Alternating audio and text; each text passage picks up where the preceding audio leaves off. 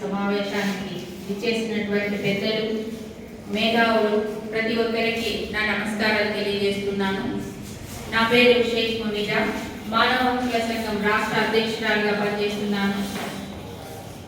ఇక్కడ 2016-17 నుంచి సమాచార హక్కు చట్టం గురించి నేను కూడా తెలుసుకున్నాను. ఈ తెలుసుకోవడంలో ముఖ్యంగా మన వనుర ప్రసాద్ గారి గురించి తెలుసుకున్నాను. చదువుకున్నా కూడా ఈ సమాచార హక్కు చట్టం అనేది చాలా మందికి తెలియదు.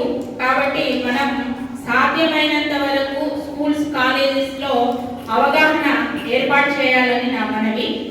ఇంకా రెండో విషయానికి వస్తే, ఈ అధికారులు అన్ని విషయాల్లో కూడా మనము అడుగుతున్నాం సమాచారాన్ని ఒకసారి అడిగి వాళ్ళు ఇవ్వలేదని వదిలేయకుండా ఆ సమాచారం సేకరించే వరకు కూడా మనం దాన్ని ఫాలో చేయాలి.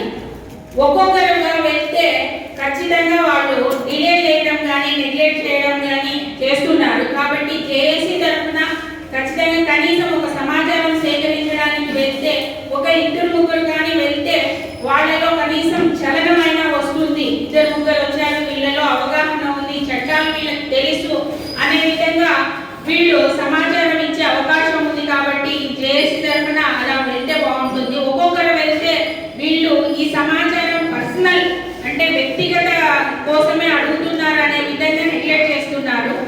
అదేవిధంగా ఈ సమాచారాన్ని సేకరించినప్పుడు 2017లో రాజు అన్న ఇంకా చాలా మంది మనం అంగన్వాడీ సమస్యలపైన అన్న చాలా పోరాటం చేసి సమాచారాన్ని ఆధారాలతో పాటు సేకరించారు.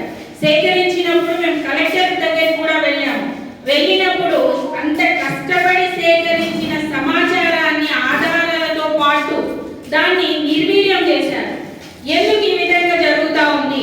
ఎక్కడ లోపం జరుగుతూ ఉంది? అధికారుల ప్రభుత్వమా? ఏ ప్రభుత్వం అనేది కాదు, అన్ని ప్రభుత్వాల్లో కూడా, అన్ని ప్రభుత్వ ఆఫీసుల్లో కూడా ఇలాంటివి జరుగుతున్నాయి. మేము ఆధారాలతో పాటు నిరూపించినా కూడా ఆ వ్యక్తి పైన దూషిస్తున్నారు. ఆ సమాచారాన్ని సేకరించిన వాళ్ళ మీద దాడులు చేయిస్తున్నారు, బెదిరింపులకు పాల్పడుతున్నారు. ఇలాంటి బెదిరింపుల్లో ఏపీ రాజు అన్న చాలా ఫేస్ చేశారు. దానికి సాక్ష్యం నేనే. కాబట్టి ఇలాంటివి చాలా జరుగుతూ ఉన్నాయి. కాబట్టి సమాచారం సేకరించిన తర్వాత కూడా దీన్ని ఏ విధంగా ముందుకు తీసుకెళ్ళాలి అని మీ అందరి జేఏసీ తరఫున మీరు డిసైడ్ చేస్తే బాగుంటుందని నేను ఆశిస్తున్నాను. ఈ